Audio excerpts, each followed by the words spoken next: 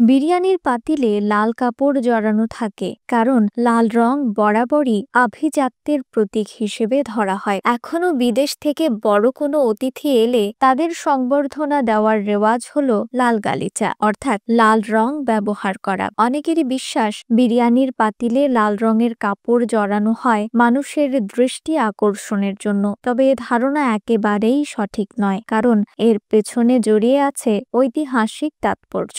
আপনি যদি বিরিয়ানি প্রেমী হয়ে থাকেন তাহলে জেনে নিন বিরিয়ানির পাতিলে লাল কাপড় জড়ানোর সঠিক ইতিহাস।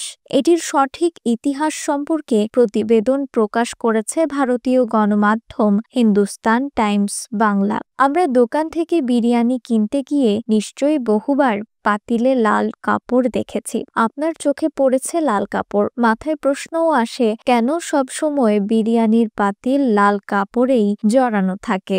অবশ্যই এর পেছনে একটি বড় কারণ রয়েছে, চলুন তা জেনে নেওয়া যাক। মুঘল সম্রাট হুমায়ুন যখন সাম্রাজ্য হারিয়ে ইরানে আশ্রয় নিয়েছিলেন তখন তাকে পারস্য সম্রাট লাল গালিচার উষ্ণ অভ্যর্থনা জানিয়েছিলেন। সেই সময় হুমায়ুনকে খাদ্য পরিবেশনের সময় রূপালী পাত্রের খাবারগুলো লাল কাপড়ে ঢেকে ও চীনামাটির খাবারগুলো সাদা কাপড়ে ঢেকে তার কাছে পরিবেশনের জন্য নিয়ে আসা হতো, যা সম্রাটকে মুগ্ধ করেছিল।